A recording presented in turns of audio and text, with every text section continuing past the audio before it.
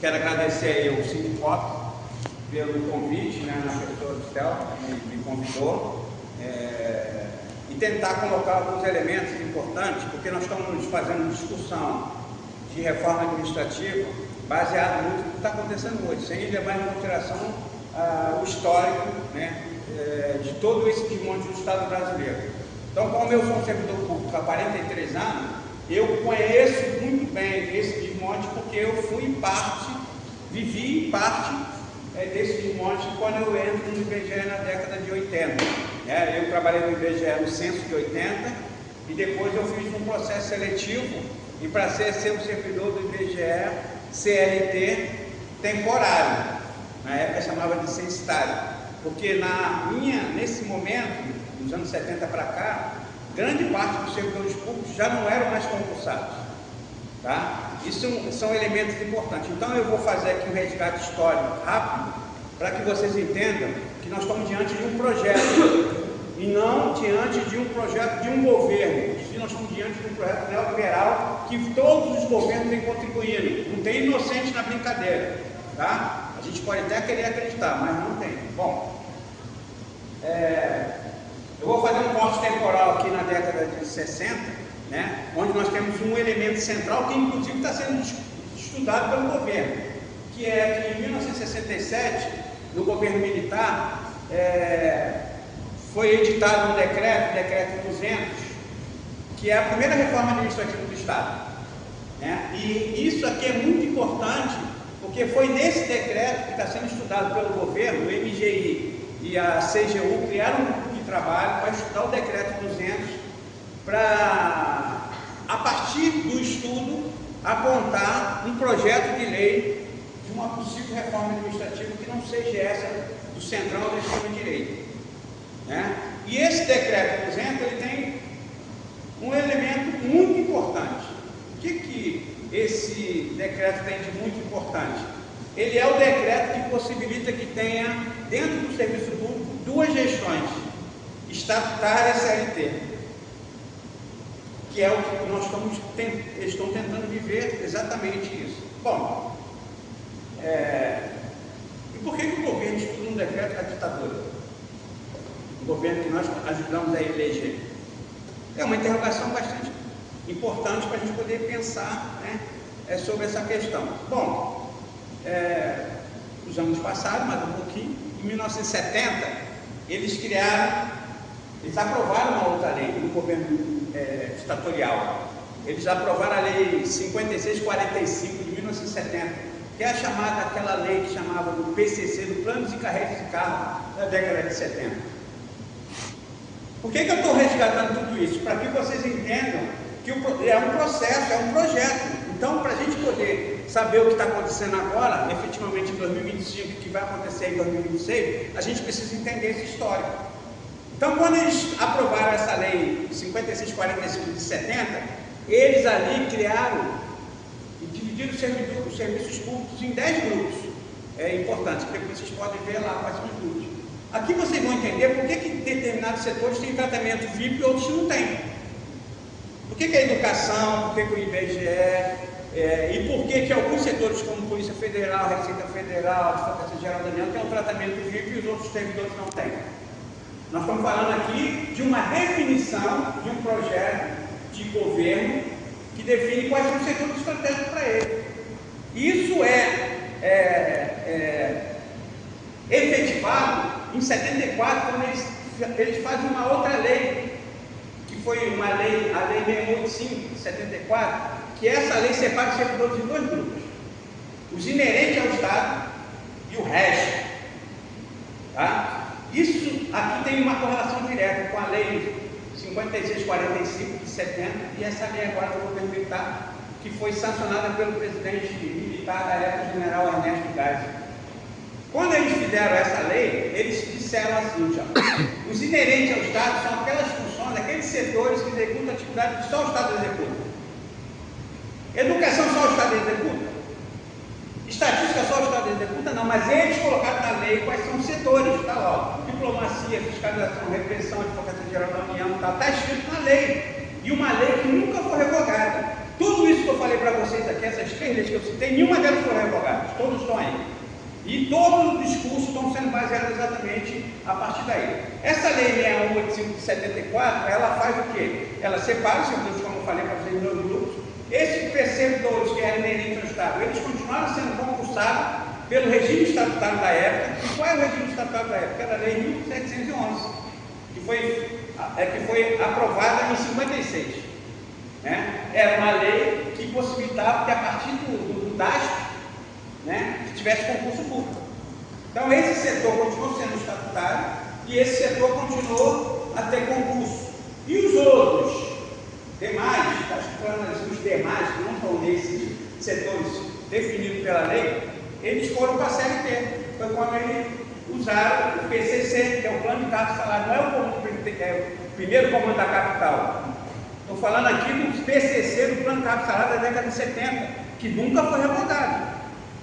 Então, até agora, eu falei para vocês de um arcabouço legal que nunca foi revogado e está tudo aprovado, está aí. É esse arcabouço legal e alguns outros que eu vou citar aqui, que são a base dessa discussão de uma reforma administrativa. Porque a reforma administrativa ela vem acontecendo em vários momentos. Essa de 67 foi a primeira reforma administrativa do governo militar. Quando foi em 70, no PCC, é uma outra reforma administrativa. E quando é em 74, na Lei 685, uma outra reforma administrativa. Essa reforma administrativa de 74, do governo militar do Ernesto Geisel, além de ela separar os servidores e também possibilitar que os servidores fossem para a CLT, ela acaba com uma coisa que era muito importante para a classe trabalhadora. E vocês já escutaram isso muitas vezes, ou vocês já leram isso. É que um trabalhador da CLT, quando ele tinha 10 anos de trabalho, ele tinha estabilidade no emprego, ele não queria ser mais mandado embora. O que eles fizeram nessa lei? Eles acabaram com essa estabilidade e trocaram pelo fundo de garantia. E como é que você convence o trabalhador de perder essa estabilidade? Quando eles criaram o fundo de garantia, você fala para o trabalhador, quando você aposentar, você vai poder comprar um carro, uma casa, tudo isso. E aí o trabalhador, como ele pensa só financeiramente, ele aceitou. E aí aquela estabilidade, quem tinha 10 anos a partir na CLT, ela acaba. E aqui nessa lei tem um outro elemento importante, vários elementos, mas eu vou citar dois. Primeiro, que a gente não podia se sindicalizar. É proibir a gente se sindicalizar. Tanto é que os servidores públicos só puderam ser sindicalizados a partir da Constituição de 88. E aí, no caso do sindicato do IBGE, que é a SBGE, Sindicato Nacional, a gente passa a ter, esse sindicato passa a ter a possibilidade dos servidores públicos serem sindicalizados a partir da Constituição, e a gente cria, dentro do IBGE, substituindo a SBGE, que era uma associação, o SINPEG, que era um sindicato que foi criado pelos trabalhadores do IBGE, e em 92 a gente faz a junção do SINPEG com a CBGE, apesar da CBGE, que é a associação, o nome parece ser, nós somos um sindicato nacional. Tudo isso construído a partir dessa luta dos trabalhadores ao longo do tempo. Bom, e nessa lei de 74, a lei 685, eles fizeram que os trabalhadores estatutários daquela lei 1711 pudessem migrar para as novas carreiras da CLT. E como é que você faz um trabalhador estatutário migrar para uma carreira de CLT? Através do convencimento financeiro. E o que eles fizeram? Você ganha 1.000 como estatutário, na CLT tu vai ganhar 3.000, é muito melhor. E tum! A maioria dos trabalhadores foram para a CLT. E aí depois nós vimos que os montes da CLT, a partir da reforma trabalhista, e todos os trabalhadores, no caso do IBGE, que foram para a CLT, hoje o cara do nível médio na CLT ganha pouco, se tiver ganhando salário mínimo é muito. E no nível superior, no final da carreira, também não chega a 2 mil reais. Ou se chegar a 2 mil reais é muito. Por quê? Porque esses trabalhadores estatutários da lei 1711, eles entraram em extinção, quase em extinção. Vocês estão vendo alguma correlação com a gente hoje? Por isso que é necessário a gente entender todo esse resgate histórico para a gente poder compreender que são vários elos que estão caminhando dentro da história, da nossa história política, trabalhista, para avançar na tomada do papel do Estado entregue à iniciativa privada. Bom, esses trabalhadores que eram estatutários, que não migraram, que não quiseram migrar para a CLT, eles ficaram no chamado CPEX, quadro de extinção. Então nós tivemos os trabalhadores da maioria indo para a CLT e o CPEX era o quadro de extinção. Eu entro no IBGE em 81, exatamente na CLT. direitos trabalhistas, mas eu era um trabalhador temporário com um contrato por tempo indeterminado. E nessa época, o que existia no IBGE e no Serviço Público de modo geral? Primeiro, o loteamento do Estado. Porque você entrava no serviço público, não tinha concurso, a partir de quê? Ou era no máximo no processo seletivo ou pela janela. Quer trabalhar no IBGE, eu te boto lá. Quer trabalhar no Pedro II, eu te boto lá. Ah, mas eu não sou professor, mas não importa, você vai entrar e vai trabalhar no Pedro II, que eu vou te botar lá, eu tenho poder para isso. Por isso é o Estado loteado. O Estado loteado que nós estamos retornando. Bom, eu falei para vocês que eu estou fazendo um resgate histórico. Eu estava na década de 70, agora vou passar por um outro elemento importante que as pessoas deixam de considerar e está na discussão, que é exatamente a emenda 19. A emenda 19 é mais uma reforma administrativa, feita por quem? Pelo Fernando Henrique. Fernando Henrique Cardoso, em 1998, ele aprova a emenda 19, que foi oriunda da PEC 173 ou 175, agora não lembro muito bem, mas uma dessas duas numeração. E ele faz várias modificações dentro da Constituição, porque nós estamos falando aqui de emenda constitucional. E quando ele faz essas modificações, ali dentro você tem alguns elementos importantes que vão exatamente avançar na questão da reforma administrativa. A primeira delas, que é muito importante, é que eles alteram o artigo 39 da Constituição. E quando você olha o artigo 39 da Constituição, você tem os elementos importantes lá, que foram alterados também já. O artigo 39 pela emenda 19 vai dizer que a administração pública, Estado, município e União, eram responsáveis por criação do regime jurídico único e carreiras. O Fernando Henrique altera esse texto original e coloca que não é mais o regime jurídico de carreira, agora é um conselho de política de administração do pessoal, não mais regime jurídico único. Isso é ratificado com a decisão, com o julgamento do Supremo Tribunal Federal da DIN 2135, que foi no ano passado, no dia 6 de novembro, houve um julgamento e o regime jurídico único da Lei 8.112 deixou de ser obrigatório. E o que tem a ver com a reforma administrativa? Isso aqui é reforma administrativa, só que ela é uma reforma administrativa que as pessoas ainda não conseguiram visualizar. Bom, então a partir dessa alteração do artigo 39, né, que foi julgada agora pelo... Como é que eles julgam essa DIN 2135? A DIN 2135 é uma ação direta de constitucionalidade que foi feita pelos partidos políticos PT, PDT, PSB e PCdoB, que eles contestaram essa alteração feita por Fernando Henrique, dizendo que ela era inconstitucional. E isso foi passando. Em 2007, a ministra Carmen Lúcia, ela dá uma liminar. Então, o RJU, pela Lei 8.112, ele existe por liminar até 2007. 2007 até agora. E as pessoas não devem prestar muita atenção nisso, mas era uma liminar que garantia um regime jurídico único. Bom, e aí, a Carmen Lúcia votou a favor, que ela falou que tinha... Por que ela vota a favor? Ela vota a favor não porque ela entendia que o mérito era correto. Ela vota a favor porque teve um erro material. Qual foi o erro material que aconteceu nesse julgamento para ela dar uma liminar? Como o artigo 39 da Constituição, ele era muito controverso, mas ele fazia parte de uma PEC, ele foi separado e foi colocado separado para ser votado, para ser julgado votado separadamente, mas ele foi votado como uma PEC. Sabe o que aconteceu com esse voto? Ele só conseguiu 298 votos e não 308, como é o mínimo para você aprovar uma PEC. Então houve um erro material. Não conseguiu os votos mínimos, então ele não poderia ser aprovado dentro da emenda 19 de 98. E aí isso veio rolando, o decano Gilmar Mendes diverge. Como agora, ele acabou de usar um termo jurídico que eu nunca vi daquilo, mas que o Washington Reis poderá voltar como candidato a governador, sei lá o que ele quer, porque o cara está condenado, mas ele entendeu que depois vocês vão ver o que é. Esquece. Tá? Mas para você ver quando nós estamos diante. Então, o Gilmar Mendes, ele diverge da Carmen Lúcia. Ele falou assim, não teve erro material nenhum. Por que ele diverge? Porque o relator da PEC 175, que era o Gatangorá, quem não sabe quem é o Gatangorá? É o Moreira Franco, que era deputado federal do Rio de Janeiro, de Niterói, do Rio de Janeiro. Ele era de Niterói. ele era o relator dessa PEC. E ele, o que ele fez? Como não conseguiu os votos, no primeiro, porque a PEC era para ser do voto, ela não conseguiu esse voto mínimo, ele fez uma manobra, criou um novo documento substitutivo, alterou a posição desse artigo, colocou em outro lugar, levou a votação na comissão especial, votou no primeiro e segundo turno e conseguiu os 308 votos.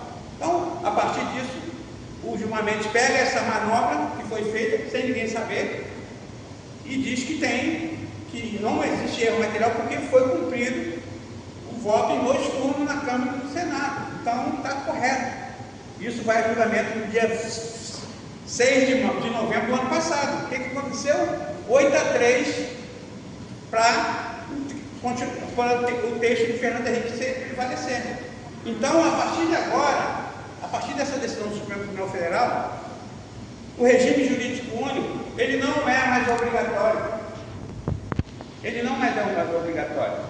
Você pode ter, mas não é mais obrigatório. E quando você não é mais obrigatório esse regime jurídico único, você abriu as portas do inferno. Você está dizendo que agora a União, Estado e município poderá usar qualquer tipo de gestão no serviço público. Se o IBGE se animar a fazer um próximo concurso na CLT ou temporário, ele pode. O Supremo Tribunal liberou. Se vocês olharem para vocês, vão ver, na educação, uma grande parte, a maior parte de vocês são temporários. Isso vai avançar, porque o grupo de trabalho que está na Câmara e também o grupo de trabalho do MGI com a CGU estão estudando uma possibilidade de uma reforma administrativa. O governo é contra uma reforma constitucional, que é a PEC 32 ou qualquer outro tipo de PEC, mas ele não é contra uma reforma administrativa infraconstitucional. Significa que você pode fazer portaria de decreto e tal, como está acontecendo. Eu não sei se vocês sabem, vocês estão reclamando que vocês não receberam o acordo salarial. Dentro do acordo salarial, todo mundo só está olhando para a questão da reestruturação de carreira financeira, eles botaram uma função de jabutis. Um deles, eu vou falar para vocês, pegaram os trabalhadores analistas de vários órgãos e colocaram que esses trabalhadores vão estar baseados no MGI, não mais no órgão. Eles botaram, e aí eu perguntei ao governo o Feijó se ele podia explicar isso. Ele falou que não podia explicar isso porque foi uma imposição do centrão da extrema-direita. E eles foram obrigados a aceitar. Sabe por que eles foram obrigados a aceitar? Vocês lembram que a nossa regra era uma MP, uma medida provisória, que caducou no dia 2, porque o governo não conseguiu transformar em lei. E aí, para poder garantir o governo não sair tão ruim na foto, ele teve que fazer um projeto de lei e aceitar que o centrão e a extrema-direita colocasse uma função simplificada que ninguém estava prestando atenção. Eu, na última reunião de formação, falei, nós temos que pegar essa lei e examinar. Uma das questões que estão lá, além dessa que eu falei para vocês, tem uma outra, que é exatamente a questão de pegar cargos vagos, transformar em outros cargos vagos ou cargos de comissão de chefia. Aqui no Rio de Janeiro, nós temos um edital do TJ do Rio de Janeiro, um concurso público aí. Eles pegaram mais de 650 cargos e transformaram em cargos comissionados. Vocês viram uma desembargadora falando assim, eu gosto de trabalhar com comissionado, porque o comissionado não sai às 18 horas. Ele sai às 20, às 21, às 22, ele trabalha, se quiser trabalhar na madrugada, ele faz, esse é o melhor do mundo. Então, eles pegaram cargos vagos no órgão da justiça e transformaram em cargo de comissão. Quem é o cargo de comissão? É o juiz que vota. Né? E esse cara, como eu que voto você, eu estou sujeito a todos os assédios que você vai propor para mim como trabalhador, assédio moral, assédio sexual e essa exploração do trabalhador. É isso que eles querem no serviço público, eles querem retornar exatamente esse estado bloqueado. Bom, estou na emenda 19, né? A emenda 19 ela tem alguns outros elementos, vou acelerar, que é importante. A gente tem a impressão de que nós estamos defendendo a estabilidade. Será que todo mundo sabe o que significa isso? Porque é o seguinte, nós temos dois termos importantes que precisam. Eu tenho escrito alguns textos, tenho explicado para vocês. Nós temos um texto. Eu tenho um texto que eu escrevi que eu defino o que é estabilidade e o que é efetividade. São duas palavras que parecem ser sinônimas, mas elas são totalmente diferentes. A instabilidade se respeita ao trabalhador e a efetividade se respeita ao seu cargo em decorrência do seu concurso público. Então, a emenda 19, ela definiu quem são os servidores estável e excepcional, não estável e estável efetivo. Eu falei para vocês que eu tenho 43 anos de PGE e eu tenho 81. Eu sou um servidor estável excepcional. Por que eu sou um estável excepcional? Porque a minha geração não fez concurso público, eu fiz processo seletivo. E aí você está na Constituição, está escrito assim, ó, o servidor que entrou admitido no serviço público 5 anos antes da Constituição, 88, 5 anos antes de 83. Para trás, sem concurso, não estava, o servidor estava excepcional, que é o meu caso. O servidor que entrou 5 anos antes da Constituição para frente, até o primeiro concurso do órgão, esse nem estabilidade tem. Ah, mas eu entrei em 42 anos, não tem estabilidade, porque você não entrou para o concurso. Você está falando de estabilidade? Eu estou falando de Constituição. O que eu estou dizendo para vocês aqui está na Constituição. Então, quando o cara diz para vocês assim, não vou mexer na estabilidade. É verdade, ele não precisa, já está tudo na Constituição. Eles vão mexer? Não, eles vão simplesmente separar a gente, ferrar a gente. E a gente está gritando que os caras vão defender a estabilidade. Que estabilidade? Se nós já perdemos grande parte. Mesmo o trabalhador estável efetivo, aquele que fez concurso, está lá na Constituição. Se houver problema de excesso de gasto com o pessoal, o trabalhador efetivo, aquele que fez concurso, pode ser demitido. Pode ser demitido. E aí, eles ficaram com pena da galera. Não vão mandar o cara demitido com a mão na frente e outra atrás. Está lá escrito na Constituição, olhem lá, artigo 169 da Constituição. O trabalhador demitido efetivo, ele tem direito a um salário por cada ano trabalhado. Se você tiver 10 anos de trabalho, por exemplo, você não vai sair com a mão na frente e outra atrás. Você tem a indenização de 12 salários, que é um ano. E o que é excesso de gasto? Nós estamos em uma descendência, nós estamos na realidade numa trajetória de descendente em relação ao gasto pessoal, não crescente como eles apontam. Mas eu vou falar para vocês o que é um excesso de gasto. Funciona assim. Você chega lá para o seu amigo, você está hoje precisando de 50 reais, o cara está com 1.000 no bolso. Aí você chega para ele e fala, cara, dá para me emprestar 50 reais? Aí ele vai falar para você assim, cara, infelizmente hoje eu não posso, estou duro. O excesso de gasto é exatamente isso. Você está vendo que em relação ao gasto pessoal, você tem uma trajetória descendente em relação ao PIB, você tem um valor nominal, mas que esse valor nominal, quando tu aplica a inflação nele, ele é menor do que uns 10 anos atrás. Ele só é valor nominal, porque as pessoas tendem a fazer avaliações distorcidas. Quais são as avaliações distorcidas? Você pega assim, na gasolina há 5 anos atrás era 3 reais, agora ela é 8 reais. Qual é a maior? Aplica a inflação, tu vai ver o que é maior. Porque quando você faz uma avaliação de valores nominais, você distorce a tua avaliação. Porque parece, era 1 real, agora é 5. Não, cara, pega aquele 1 real há 20 anos atrás, aplica a inflação para ver quanto ele varia. Aí você vai ter noção do que é que eu estou falando. Só botar um exemplo prático. Todo mundo fala da carreira da Polícia Federal, que é uma carreira permanente de Estado, que tem autonomia financeira, orçamentária. Aí tu pega o orçamento da Polícia Federal 2024, aplica a inflação nele, e você pega o orçamento aplicado à inflação de 24, e você compara com os outros valores, que eu peguei de 2000, que é a série histórica até agora. Quando eu pego o orçamento de 2024 da Polícia Federal, ele é menor do que o orçamento de 2008. Nominalmente ele é muito maior. Mas quando eu aplico a inflação, porque existe uma inflação no caminho. Bom, essa questão da emenda 19 é muito importante, você saber o que é estável, excepcional, o que não é estável e o que é estável efetivo. Porque é a partir dessa definição que ele vai pegar e vai definir que alguns servidores. Está com dúvida? A própria Constituição, no artigo 41, vocês que fizeram concurso, sabe muito bem disso. Artigo 41, está lá escrito lá. O servidor pode ser estável efetivo depois de 3 anos de efetivo exercício e decorrência do seu concurso. Está escrito na Constituição, não sou eu que estou falando, não. Está lá. Eu sou estável efetivo? Não, eu não fiz concurso, eu fiz processo seletivo. Eu sou estável excepcional. Isso aí eu falei na divisão da gestão. Vamos falar da divisão previdenciária. Como é que nós estamos divididos? Eu sou um servidor com paridade e integralidade. Por que eu sou um servidor com paridade e integralidade? Porque eu fui admitido antes de 2003 na reforma da Previdência de Lula, a emenda 41. Então todo mundo que entrou não foi admitido no serviço público até antes da emenda 41 de 2003, é um servidor do Estado com paridade e integralidade.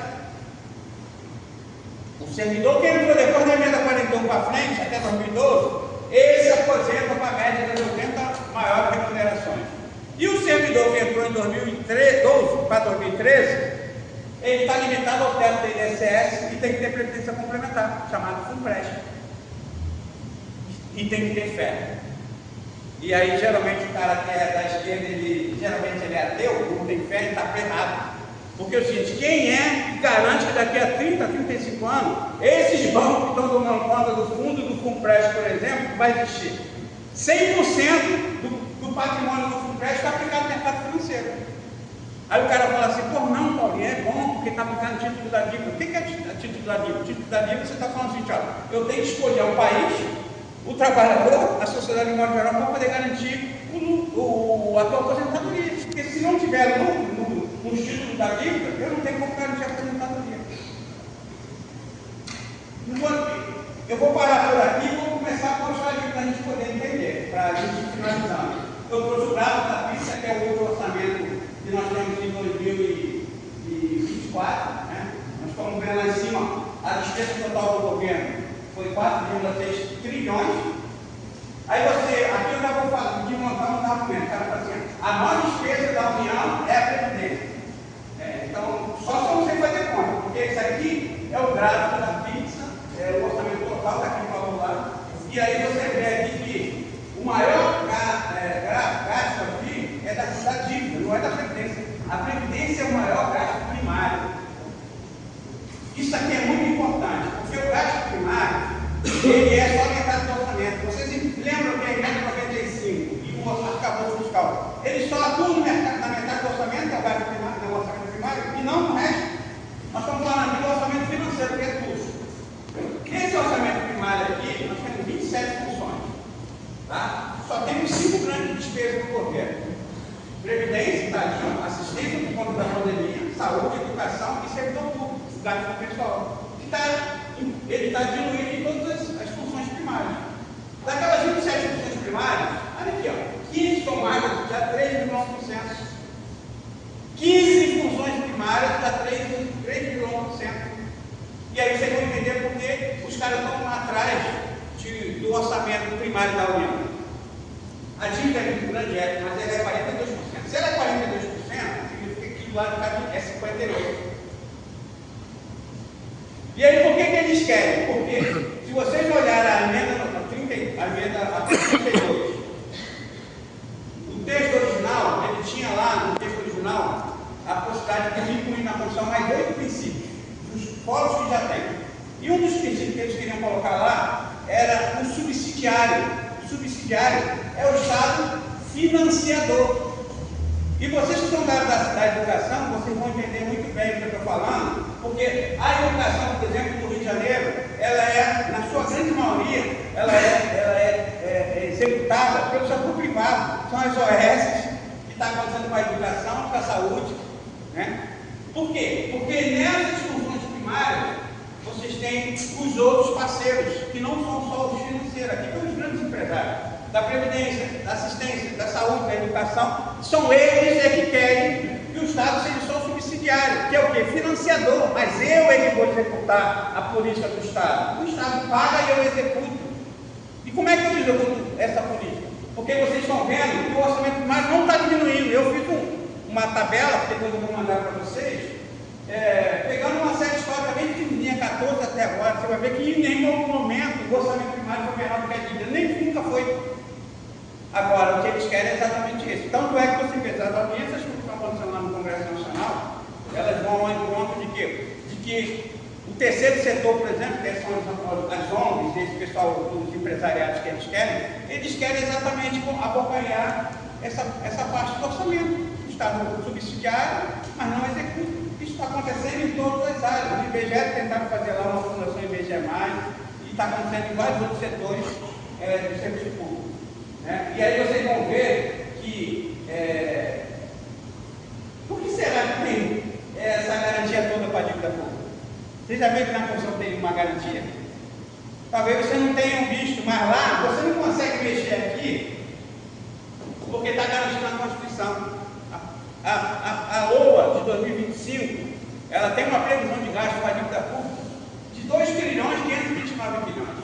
2 trilhões 529 bilhões. E por que ninguém fala nisso? Porque na Constituição, artigo 166, parágrafo 3º, inciso 2º, a linha B, diz que a dívida pública não tem limite nem dotação orçamentária. Então, quando você vai discutir a LOA, você discute a educação, discute o IBGE, discute a dívida, isso não tem autorização para você discutir. Está na Constituição e não é à toa que aconteceu. Qual o nome da nossa Constituição? Cidadã? Mas essa cláusula, esse artigo está na Constituição em 88. Porque esse é o principal pilar que garante a dívida pública no Estado brasileiro. Se você pegar o orçamento da União, 3 anos da Constituição, da promulgação, 1985, 86 e 87, você vai ver que o gasto médio com a dívida era 15% da despesa da União. 15%. Quando foi em 88, que é a promulgação da Constituição, já pula para 19%. Quando foi em 89, um ano após, já pula para 63%. E quando é em 90, pula para 70%, que é colo de mel. É para vocês entenderem o que é a dívida. A dívida é uma ferramenta do capital para botar de joelhos as nações e os povos, para que eles possam cada vez mais ganhar lucros sem fazer nada, chamado rentismo.